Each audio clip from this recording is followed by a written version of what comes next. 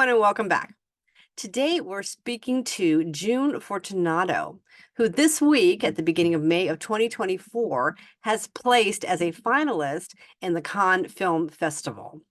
Before we speak to her, let's take a look at her reel.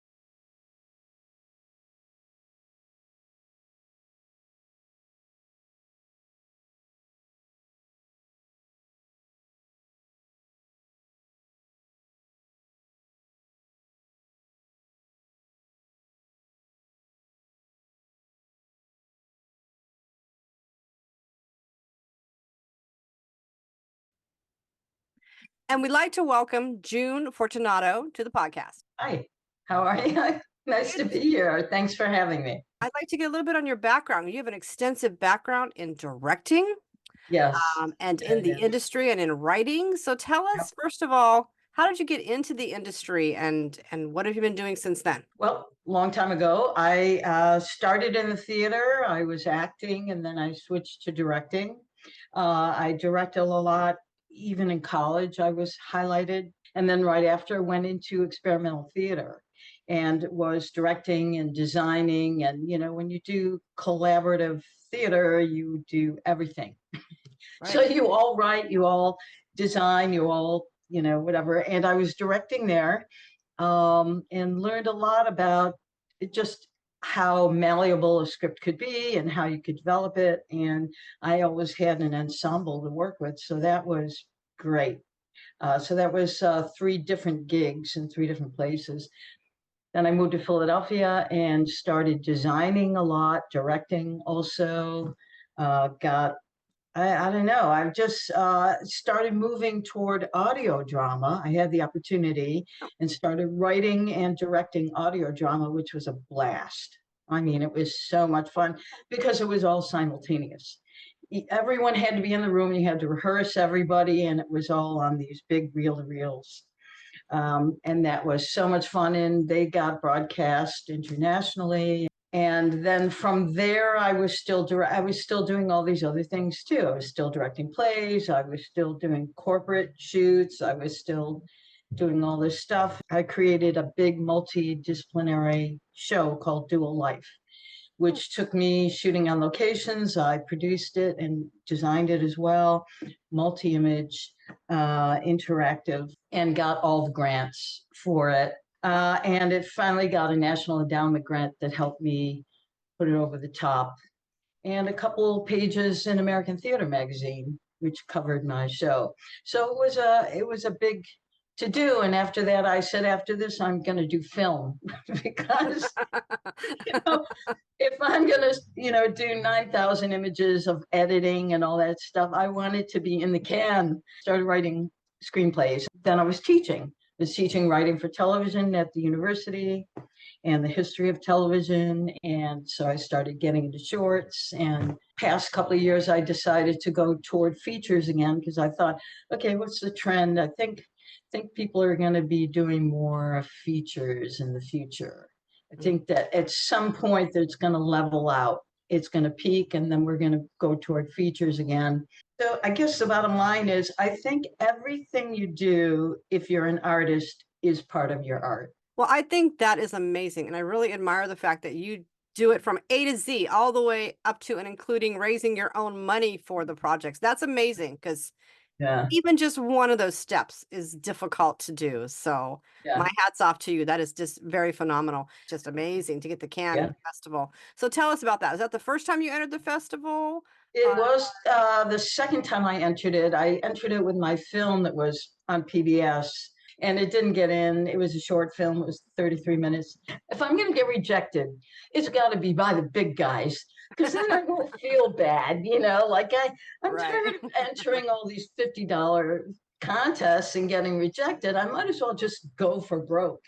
So I only entered the big contests. I'm not, uh, you know, straight by the book genre person. This is different. It's a mixed genre. It's a bag of mixed genre. It's very, very different. Now it's called KD&T. This is the one that is a finalist in the festival. Right. It's a darker dramedy, crime, comedy. So can you start with the logline or just tell us what it's about and tell us about KD&T? Katie's 25. She's a wannabe influencer. She's not very good at it. And she really has an attitude like a 12-year-old. So she's always pouting. She's very self-centered. When she finally gets pushed out of college, graduated, her parents say, okay, thank goodness, now finally we can cut her off. They sever connections. They convince her to go to Cancun for a year, and they tell her they're going away. That's really not my log line, but I'm describing it for you. That's fine. Go ahead. While she's at the airport doing her wannabe influencer stuff, this woman marks her for a grift and befriends her.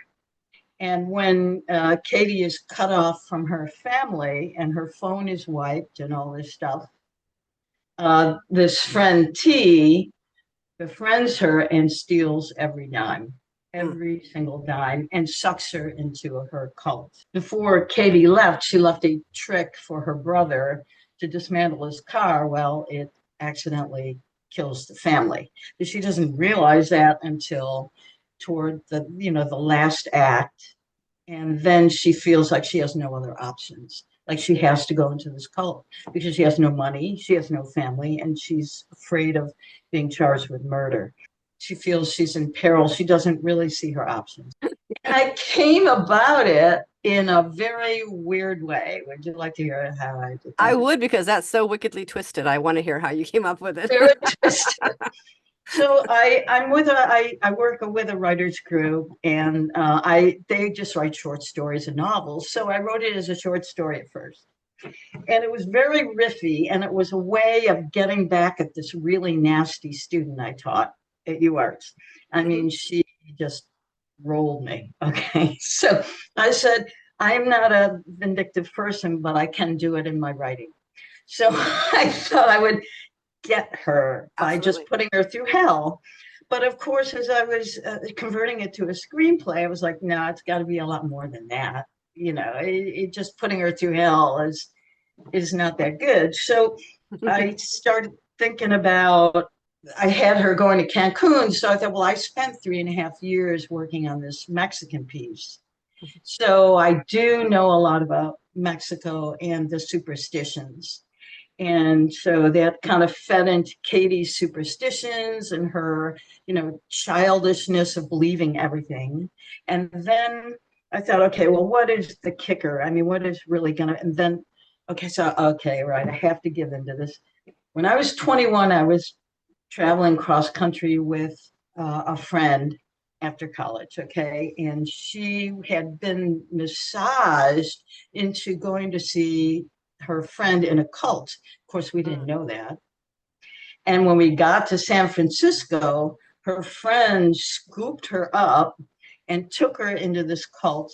We didn't know it was a cult, and took her away. And I just drove to Mount Tamalpais and camped in a tent for days and days, waiting for her to come back. And she never did. And I kept trying to get a hold of her.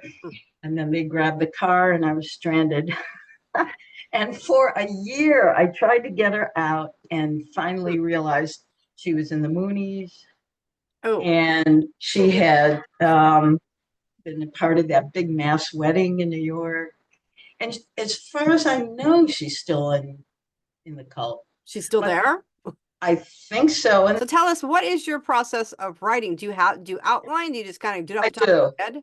Or what do you do? Yeah, I totally outline. I mean, this one was weird because it was years. I wrote 45 drafts of this thing because it was just, I had all these scenes in there that I cut when I converted it. It was, I have to tell you, it was a bear to convert it from this riffy short story to a screenplay.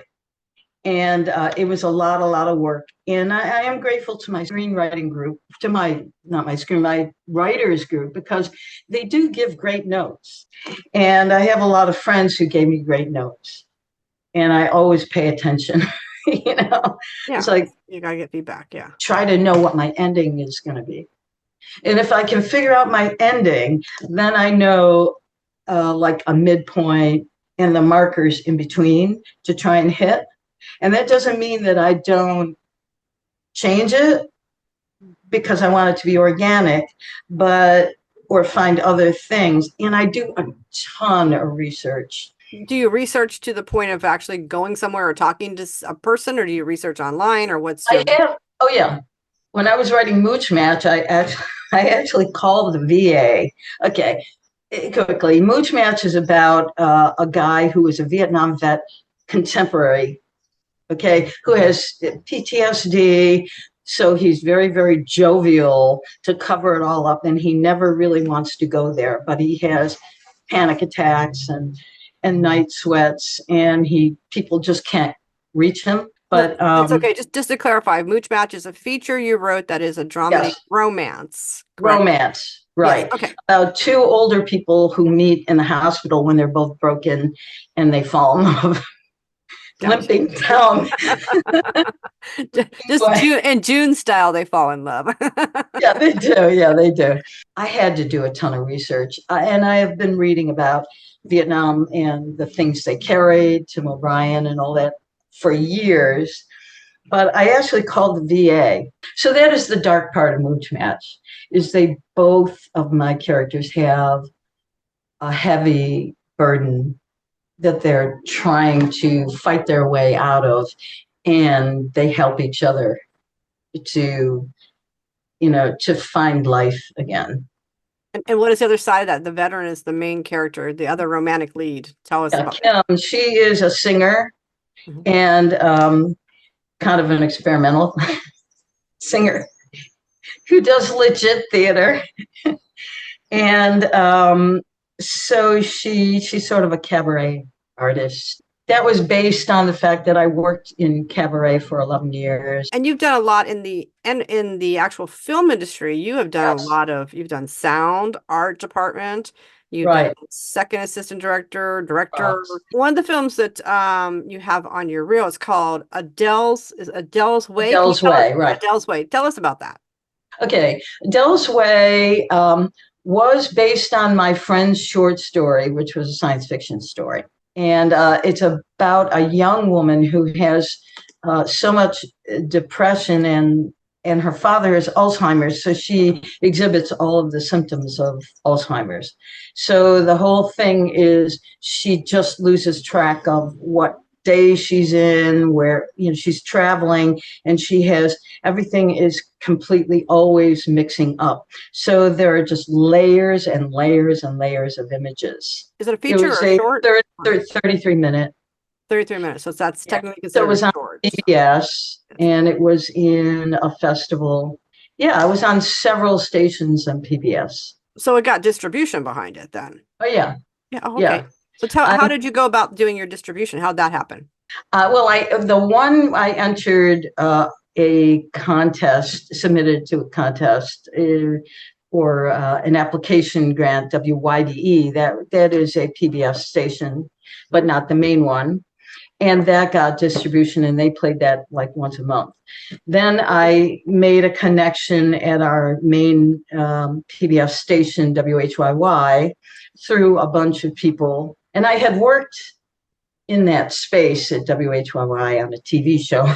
So you kind of had it in already. So, right. I kept working the system until I met someone. And she finally agreed, and then it was broadcast on WHYY. Now tell me, for your recent finalist in Cannes, are you doing anything with that now? Because you got the finalist status. Are you jumping on the marketing? Or I had sent about 100 queries in the subject line finalist account. Then I am doing a logline blast, and that is supposed to go out tomorrow. So I have to revise the letter. They sent me something to proof. And so I'm going to revise that query before it goes out. So that should go to all of their producers. And then it'll go to all of their producers twice. And so that is for KD&T and Mooch Match. So it'll go out this week, and then it'll go out again next week. And LinkedIn. I've been trying to, network through LinkedIn. You could also solicit actors. I think that'd be a good one to solicit actors with too. So. Okay, to their, okay, great advice. Any other advice? Definitely the actors, IMDb, like find the ones that have their own production companies. Yeah. And send that query that you're sending out to the producers right now, which you want to send it to them. And if you think they could do one of those roles, Katie or T, do a role and tell them it's a finalist at Cannes. And I mean, I don't think an actor with their own production company who produces their own material is going to ignore that. I mean, that's something they might want to take a look at. I mean, now, in other words, you're hot right now, so now's the time to jump on it. Right, because in about a heartbeat, I'll be like yesterday's news. Yesterday's news, that's right. So anybody out there, if you are a finalist in a contest, especially a big one like this, you want to jump on that and don't feel you're going overboard. You couldn't, if you sent out 10,000 a day, you're not going overboard. You've got to get your word out there. You're hot, so go for it. So thank you for the encouragement. A lot of people don't look at the actors because their agents won't let anybody touch them. But a lot of actors also have managers. So if you look up on their IMDb Pro and they have an agent and a manager, then what you want to do is you want to hit the manager, because managers are way more open to being solicited on that level. Tell me, do you have any advice for the aspiring writer out there and how they get into this business? Anything you'd like to tell them? Just keep learning as much as you can. Take courses. I listen to Hal. I take his classes, Hal Crossman. Screenwriting You. That's Screenwriting You. Yeah. Follow structure implicitly, absolutely perfectly, but then be original. Because only you have that way of thinking. Only you have your life experience. Don't copy somebody else. Do you. You do you. Okay, Jim, well, I thank you today for being with us, and we'll see you next time. So good luck and keep us posted.